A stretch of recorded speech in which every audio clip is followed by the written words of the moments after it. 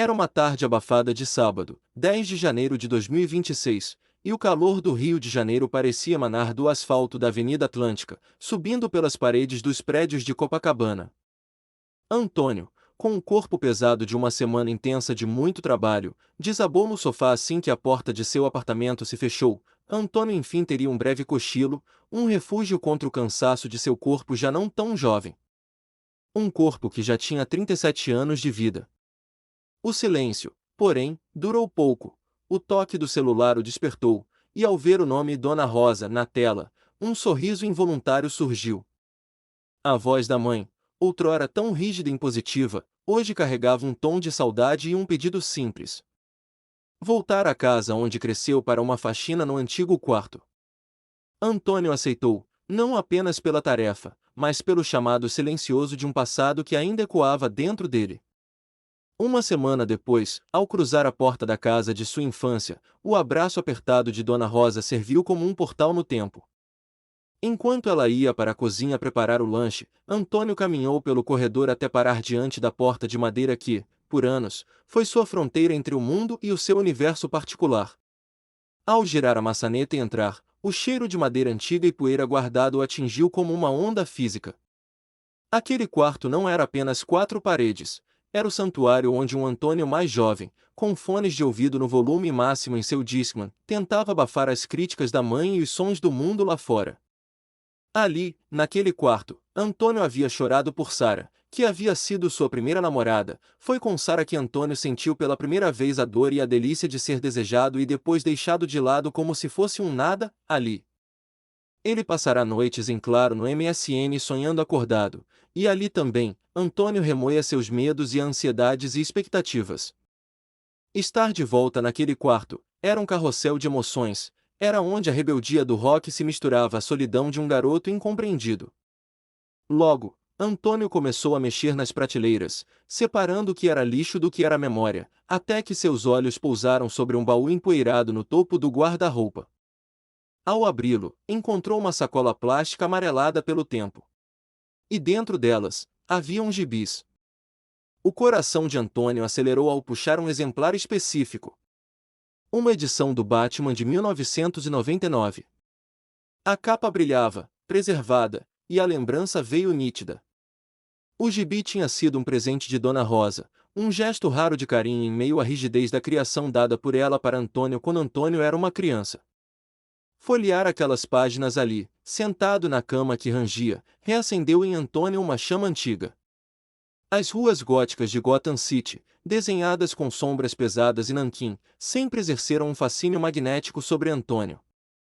A cidade fictícia, com sua arquitetura opressiva e clima hostil, parecia espelhar as tempestades internas que ele mesmo vivia.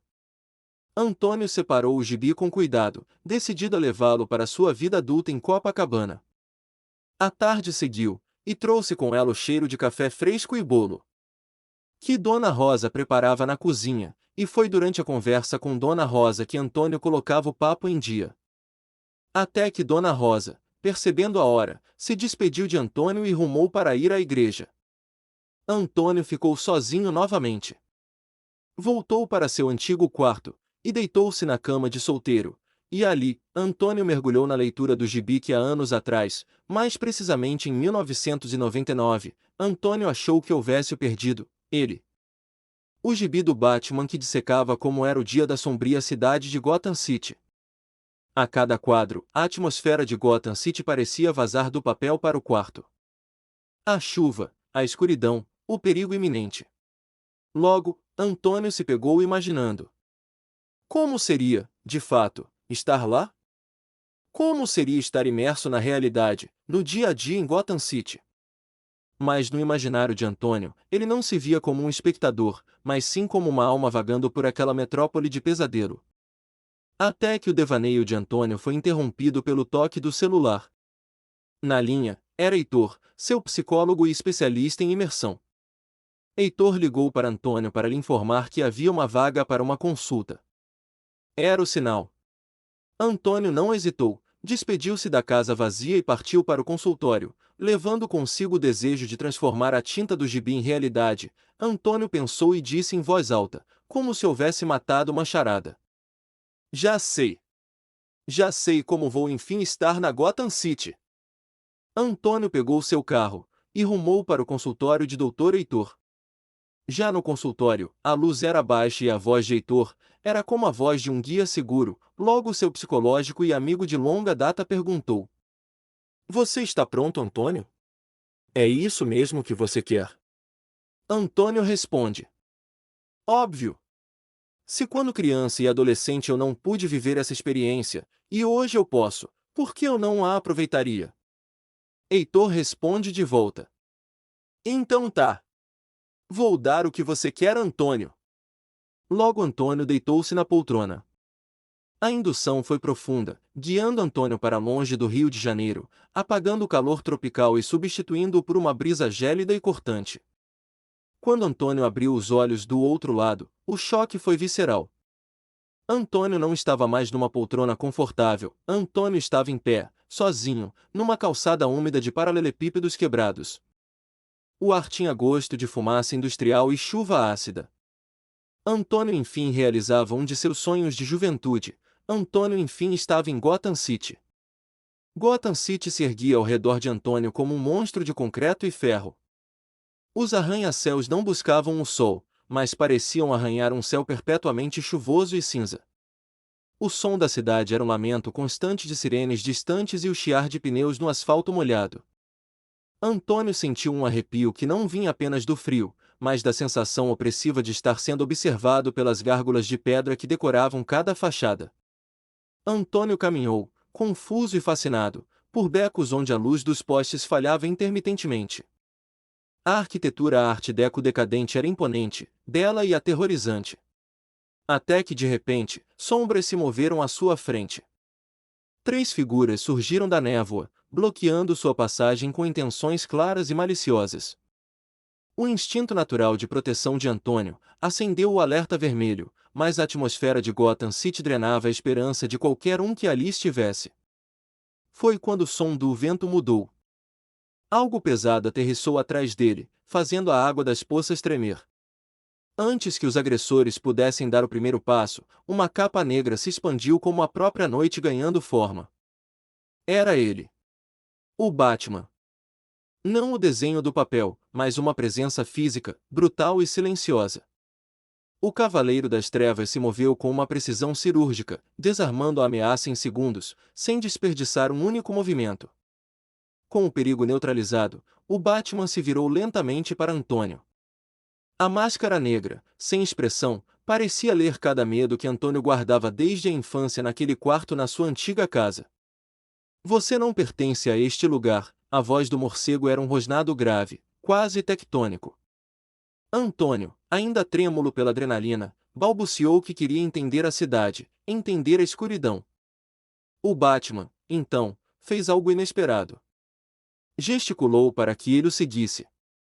Eles subiram, usando os equipamentos do herói, até o topo de uma das gárgulas mais altas da cidade.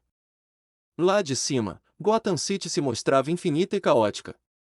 Olhe para ela, disse o Batman, o vento agitando sua capa. Esta cidade tenta quebrar todos que vivem nela, ela é feita de medo. Antônio olhou para o abismo urbano e viu o reflexo de suas próprias batalhas no mundo real. Logo, Antônio perguntou ao Batman: E como você vence as suas batalhas? Batman então olhou para o horizonte sombrio e respondeu a Antônio: Você não vence a escuridão fugindo dela, Antônio. Você a vence tornando-se mestre do seu próprio medo. Eu uso as sombras para proteger a luz. Você deve usar suas cicatrizes como armadura, e não como peso. A frase ecoou na mente de Antônio com mais força do que qualquer terapia. Ali, no topo de um mundo de pesadelo, ele entendeu que a cidade sombria não era um lugar para se perder, mas um lugar onde se forjava a força. Antônio e Batman se olharam, deram um aperto de mão. Logo após isso, Batman desapareceu nas sombras numa fração de segundos. Após isso, Gotham City foi ficando opaca, Antônio foi se sentindo fraco, até que Antônio abriu os olhos, e viu que voltou ao mundo real, ali, novamente no consultório de seu psicológico e amigo Dr. Heitor. Antônio ainda confuso mentalmente devido à imersão, Levantou-se da poltrona e foi até a janela do consultório para dar uma respirada, e pensativo, Antônio perguntou a Dr. Heitor. Estou mais confuso do que na última minha imersão quando voltei ao ano 1889. Isso é normal? Dr. Heitor responde. Sim. Vão haver imersões que quando você voltar ao mundo real, você vai se sentir mais confuso, mais cansado, e em outras não. Cada pós-imersão é diferente. Acostume-se com isso, Antônio. Antônio se despediu de Dr. Heitor, pegou o carro e foi embora. Antônio percebeu que algo dentro de si mesmo havia mudado. A viagem à alma de Gotham City ensinou uma lição única para Antônio. Em casa, Antônio pegou o gibi antigo, agora não mais apenas um papel, mas como um símbolo. A história deixava uma marca indelével. A vida, assim como Gotham City, pode ser sombria, injusta e assustadora às vezes. Podemos nos sentir pequenos diante dos arranha-céus dos nossos problemas ou encurralados nos becos da nossa ansiedade. Mas a verdadeira força não está em viver em um mundo ensolarado onde nada dá errado, a força está em caminhar pela chuva, encarar as gárgulas de frente e lembrar que, mesmo na noite mais escura, somos nós quem decidimos se seremos a vítima no beco ou o herói que vigia do alto.